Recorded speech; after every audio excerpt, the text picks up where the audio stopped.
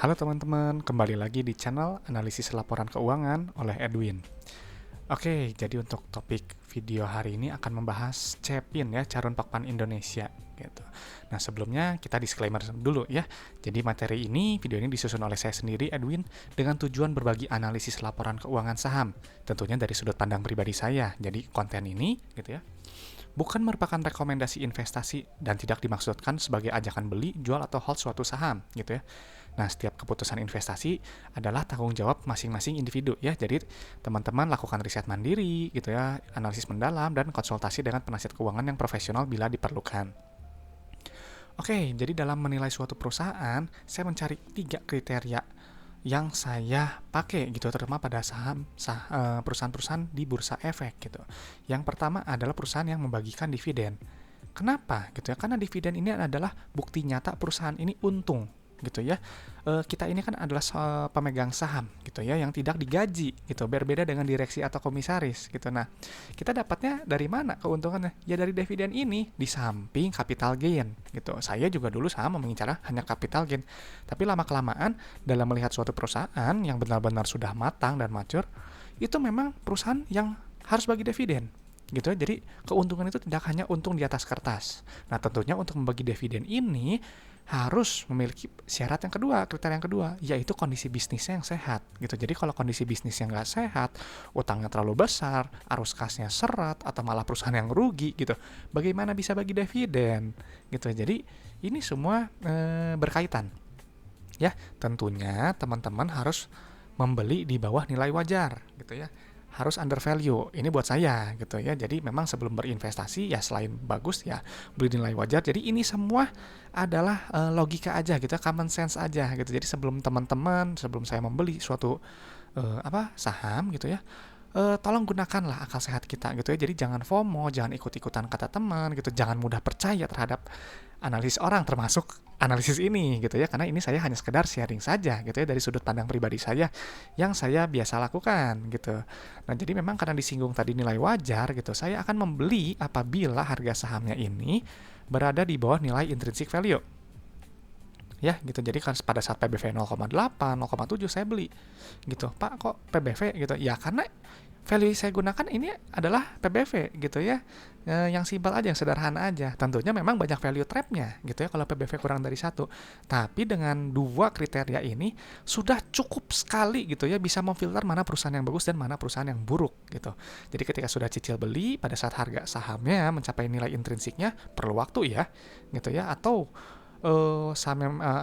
kinerja perusahaan memang baik, maka saya ya bisa hold atau bisa saya langsung sell saja gitu. Jadi fleksibel. Jadi ya tergantung situasi aja gitu ya, suka-suka gitu. Makanya kenapa dalam prinsip dasarnya gitu ya, saya atau mungkin teman-teman harus sabar gitu ya. Jadi fokusnya ini pada value ya, jangan pada harga. Kalau harga ini kan tiap hari berubah gitu. Sekarang berubah, besok berubah, nanti selama jam perdagangan tiap detik berubah gitu. Jadi saya hanya fokusnya pada value yang sudah saya hitung gitu dengan PBV. Kalau teman-teman hitung value-nya gimana? Bebas gitu ya, mau pakai enterprise value, mau pakai pair gitu, terserah. Yang penting ada value-nya sebelum Anda beli gitu. Jadi supaya Anda ada gambaran kapan harus exit, kapan take profit-nya gitu, dan membelinya jadi tidak kemahalan. Makanya kenapa harus orientasinya jangka panjang. Kenapa? Karena pada akhirnya harga saham itu akan mengikuti gitu ya kinerja fundamental perusahaan, tentunya dalam jangka panjang. Jangan lupa ini, karena ini selalu dilupakan gitu dalam investasi saham. Biasanya hanya beli gitu ya, atau ikut analisis fundamental gitu, tapi nggak dilupakan nih jangka panjangnya gitu. Alhasil karena fokusnya pada jangka pendek gitu, jadinya rugi gitu ya. Jadi jangan sampai seperti itu. Jadi makanya teman-teman gitu ya, apa ya namanya ya, jadi ya itulah, harus sabar, fokusnya pada value gitu.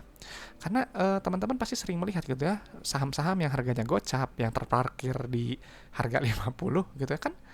Nah, kalau buka LK-nya gitu, laporan keuangan, pasti lihat kinerja perusahaannya ini buruk gitu ya. Jadi memang seperti itu gitu, wajar sekali kalau memang dihargainya di harga terendah di bursa gitu. Nah, jadi gimana caranya gitu ya? Ya itu, harus memahami laporan keuangan. Meskipun ini adalah bagian kecil dari analisis fundamental gitu, karena analisis fundamental itu kan luas ya. Ada analisis makro, analisis sektor, industri gitu, mungkin brandnya, mungkin manajemennya, dan terutama ya laporan keuangan gitu. Jadi Kalau saya sih hanya fokus laporan keuangannya aja gitu ya, yang paling mudah karena apa ya, paling bisa dilihat gitu ya, dan sifatnya objektif gitu. Karena kalau subjektif, kalau misal kayak manajemen kadang subjektif gitu ya, menurut A baik, menurut B biasa aja, menurut C mungkin buruk gitu. Jadi yang pasti-pasti aja ini buat saya. Jadi di laporan keuangan itu kan ada 3 ya, ada neraca, laba rugi, arus kas gitu. Semuanya ini saling berkaitan. Jadi setidaknya teman-teman paham lah gitu kaitan satu dengan yang lain supaya mendapat gambaran kinerja perusahaan ini dengan utuh gitu. Nanti akan bisa di cross check di CALK gitu ya. Nah, jadi di laporan keuangan itu gitu kan ada banyak pos-pos keuangan gitu. Saya hanya pakai yang pentingnya saja yang biasa saya gunakan gitu. Nanti ketika sudah digunakan, nanti akan muncul gitu ya benang merahnya. 7 ciri perusahaan yang sehat dan layak diinvestasikan gitu. Ini versi saya. Apa aja? Yaitu 7 ciri itu adalah yang pertama, bisnisnya sehat, uang kasnya nyata gitu, bisa dinikmati. Punya likuiditas yang baik, keberlangsungan operasi yang baik, bisa bayar dividen yang penting ya gitu.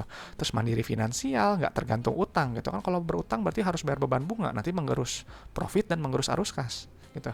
Dan tentunya ada pertumbuhan, ada ekspansi jangka panjang supaya untungnya semakin lama harapannya semakin besar gitu. Jadi menguntungkan pemegang saham gitu ya, nggak cuman hanya untuk direksi dan komisaris aja yang dapat gaji gitu. Karena kalau kita nggak digaji gitu ya, jadi kalau misalnya komisaris dan apa namanya direksi, ya udah tenang aja gitu, kan digaji gitu. Tapi kalau kita enggak ya. Nah, terus tentunya juga perusahaan harus itu menjaga kepercayaan investor dan juga pihak kreditor gitu ya. Nah, ini semua yang ada di dalam kurung ini adalah indikator-indikator pos-pos keuangan yang biasa saya gunakan gitu. Bisa nanti teman-teman ya boleh digunakan atau mungkin boleh ditambahkan gitu ya yang biasa teman-teman gunakan gitu, nggak masalah, fleksibel gitu. Nah, dan yang terakhir gitu ya, bisa menjaga valuasi dan stabilitas sahamnya gitu ya. Jadi akan ada kecenderungan yang tadi harga saham akan mengikuti kinerja fundamental perusahaan gitu. Jadi ujung-ujungnya di akhir itu akan menguntungkan kita sebagai pemegang saham ya. Nah, tadinya jadi sebelum begitu saya melihat suatu perusahaan nih, misalnya sekarang Cepin nih ya, Charon Pokpan, saya pasti screening dulu gitu ya, meskipun kadang screeningnya sudah termasuk analisis ini sebenarnya gitu. Yang pertama gitu ya, kita lihat apa? Dividennya. Saya cari yang bayar dividen 3 tahun terakhir ya, tidak boleh bolong. Saldo labanya positif, PBV-nya wajib kurang dari 1 gitu. Kalau lebih dari 1 saya skip. PER-nya kurang dari 15, lebih bagus kalau kurang dari 10 gitu ya. Terus CFO-nya positif, CFI dan CFF-nya negatif. Nah, jadi nanti data-data keuangan ini nanti akan dipindahkan ke sini, Excel ini. Ya. Nah, teman-teman nih, untuk yang pertama kali baru nonton video saya, teman-teman bisa download gratis ya. Jadi ini ada di deskripsi video. Jadi langsung aja download gitu ya, passwordnya ALK Edwin. Jadi teman-teman bisa langsung isi gitu ya Excelnya bareng-bareng sama saya di video ini gitu, untuk sama-sama belajar gitu apa sih sebenarnya yang saya pikirkan di balik angka-angka yang saya masukkan gitu, atau pos-pos keuangan yang saya gunakan gitu. Oke, jadi kita mulai aja langsung ke analisisnya. Nah ini kan Cepin ya, ini Cepin kita bahas di kuartal 2 2025 ya.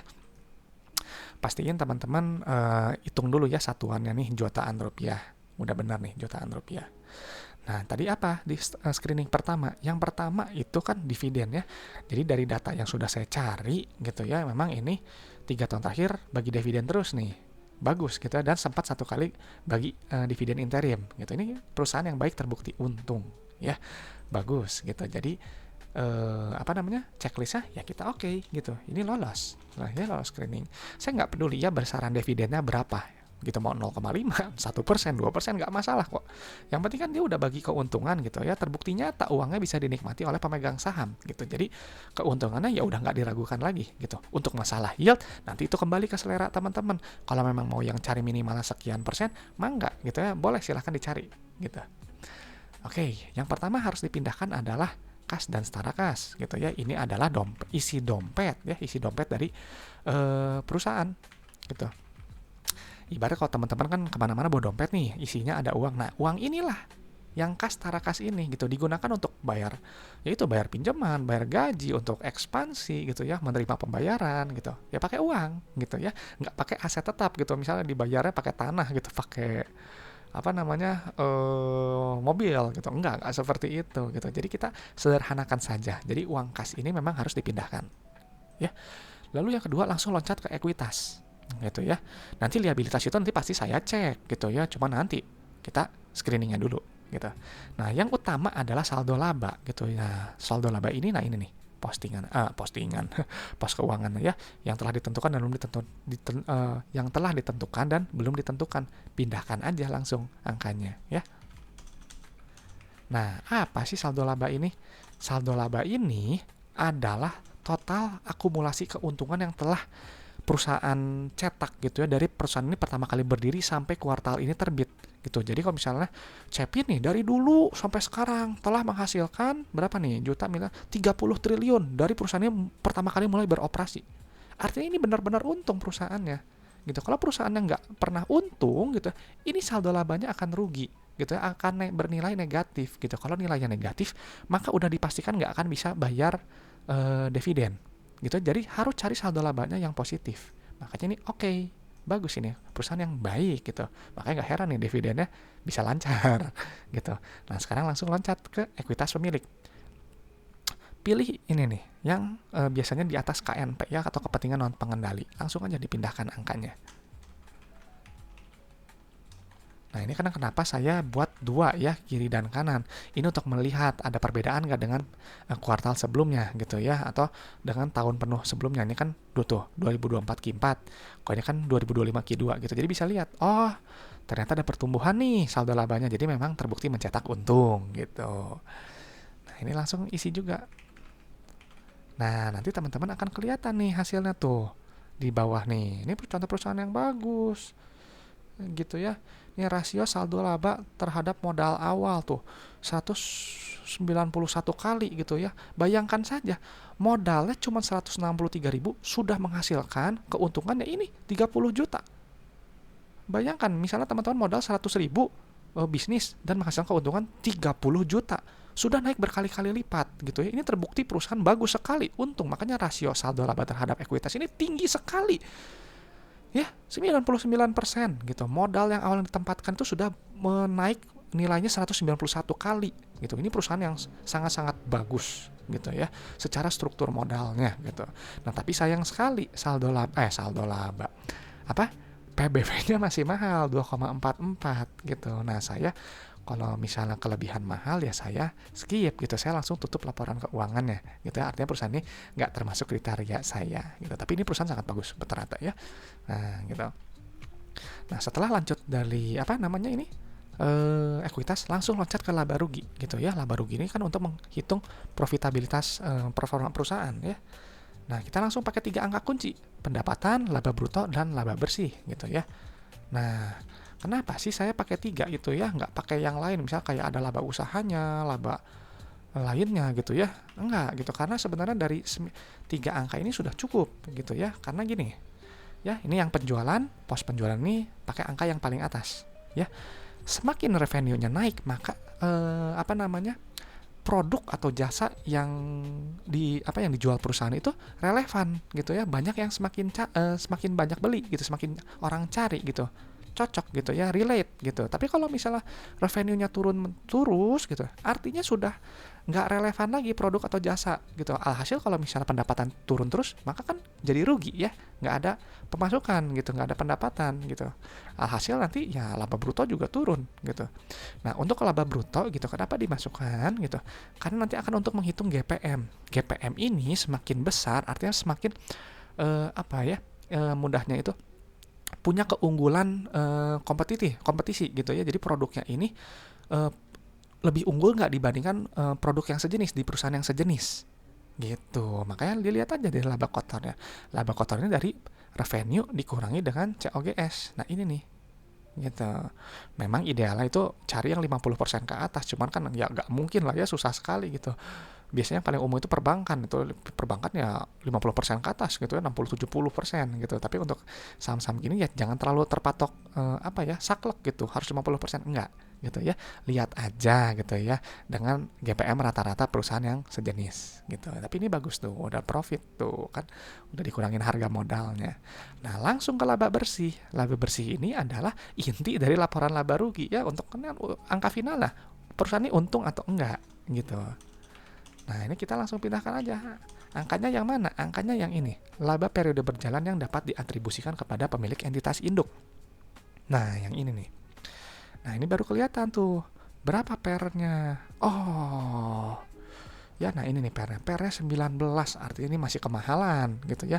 Jadi bisa dibilang PR itu adalah jumlah waktu yang diperlukan apabila untuk balik modal dalam satuan tahun. Jadi kalau misalnya PR-nya 19, maka bila EPS-nya ini tetap, maka perlu balik modal tuh 19 tahun gitu ya. Kalau saya carinya yang di bawah 10, di bawah 15 gitu ya. Itu aja, gitu, lebih bagus di bawah 10 gitu. Jadi 10 tahun udah kutip balik modal lah gitu ya. Nah, artinya perusahaan itu dikategorikan murah secara PR-nya gitu. Tapi ini memang kan dari PBV premium, PR-nya premium. Nah, cuman teman-teman nggak tahu nih, dengan PBV sekian dan PR sekian apakah cukup menarik atau enggak, yaitu selera ke teman-teman ya. Analisis aja lebih lanjut. Nanti keluar tuh apa marginnya berapa gitu, ROE-nya berapa. Tapi saya jarang lihat sih sebenarnya gitu. Saya hanya lihat yang utamanya ini checklistnya aja. Nah, sekarang baru kita validasi laporan laba ruginya ini di laporan arus kas. Laporan yang sering terlupakan oleh orang-orang, oleh analis-analis gitu ya. Karena apa gitu? Karena kan yang daya tariknya itu laba bersih gitu ya. Untuk diberita laba bersih gitu ya. Labanya naik 100%, labanya naik 200% gitu seperti itu. Jadi kan mata langsung tertuju gitu, langsung cepet-cepet klik gitu. Padahal kan kita harus validasi juga, benar nggak labanya naik sekian gitu ya. Dari mana? Dari laporan arus kas gitu. Karena inti dari laporan arus kas ini nanti akan bermuara di kas dan setara kas. Jadi kas dan setara kas ini punya 3 fungsi, yaitu aktivitas operasi gitu yang berkaitan tentang ini nih. Penerimaan uang gitu, pembayaran pada supplier, karyawan, beban operasi gitu ya. Kalau investasi ya tentang untuk ekspansi usaha gitu, perolahan aset tetap atau capital expenditure atau belanja modal. Nah, kalau yang pendanaan ini untuk lingkup pinjaman gitu. Tuh terima utang bank, bayar utang bank. Nah, seperti itu. Uang kasnya ada, dompet Anda fungsinya kan untuk ini semua, kurang lebih. Gitu ya. Nah, kita tinggal pindahkan aja. Yang utama ini receipts ya. Penerimaan kas itu pos yang paling atas. Ini adalah cara memvalidasi pendapatan perusahaan gitu ya. Kalau misal perusahaan mencatatkan pendapatan 33 juta nih di sini, benar nggak uang yang diterima itu 33 juta? Nah, ternyata ini diterimanya 32,8 juta gitu. Ini masih bagus karena rasionya ini 99% gitu ya. Yang bagus buat saya itu mendekati 100% gitu. Sisanya kemana? Ya bisa jadi piutang usaha gitu. Kalau gitu aja lah, kita sederhanakan aja. Kalau angkanya 100% di atas gimana? Artinya perusahaan itu dapat memanage piutang usaha dengan baik, bisa menagih kas-kas yang sebelumnya masih masih tertunda gitu, yang belum tertagih gitu. Nah, jadi teman-teman kita cek aja. Bagus nih. Langsung lanjut ke aktivitas operasi. Nah, aktivitas operasi ini dari angka final yang paling bawah. Gitu ya. Nah, ini angka final yang paling bawah nih. Oke, ya. Nah, kita langsung pindahkan ya angkanya. Nah, ini CFO ini harus positif. Artinya secara operasional gitu, setelah bayar ini itu ada sisa uang kas lebih. Gitu, bagus. Ya, untuk perusahaan. Nanti uangnya ini nanti bisa digunakan untuk apa? Tadi untuk ekspansi usaha, ada di bagian net CFI. Nah, ini nilai yang bagus harus negatif seperti ini. Gitu ya, kan perusahaan ingin semakin lama makin besar gitu ya. Ekspansi usaha supaya profitabilitasnya semakin meningkat. Jadi nilainya harus negatif. Nah, untuk pendanaannya harus negatif juga, karena artinya apa? Perusahaan membayar pinjaman itu lebih banyak dibandingkan dengan pinjaman yang diterima. Tuh, kalau pinjaman diterima kan dia positif. Kalau yang negatif, artinya dia bayar. Gitu. Ini bagus sekali gitu ya, secara pola arus kas sangat baik gitu. Nah, cuman memang karena dia ada pembagian dividen gitu ya, jadi nilai minusnya agak lebih besar gitu. Uang kasnya jadi merogoh kocek lebih dalam gitu ya, di dalam dompet gitu. Tapi ini bagus sekali. Kalau misal kita hapus ininya, dividen tunai, ini nilainya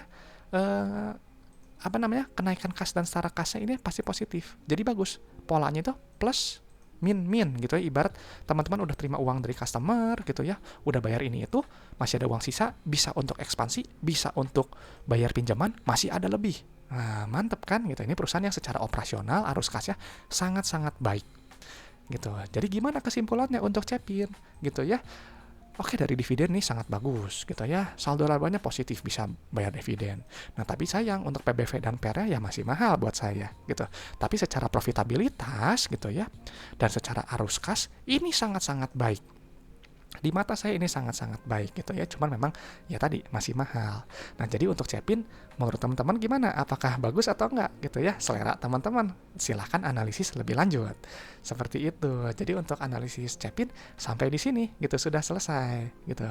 Oke, jadi untuk teman-teman apakah ada request saham gitu ya? Kalau misalnya ada request saham boleh komentar aja gitu ya di video gitu, nanti saya tampung, nanti kita bahas gitu ya di video-video berikutnya. Atau misalnya teman-teman mau tanya seputar tentang tips-tips investasi saham atau yang berkaitan lah dengan investasi saham, komen aja, nanti akan saya balas gitu. Oke teman-teman, jadi untuk video Cepin kali ini sampai di sini dulu ya. Mudah-mudahan analisis dari sudut pandang saya bisa bermanfaat untuk teman-teman. Oke, sampai ketemu di video berikutnya ya.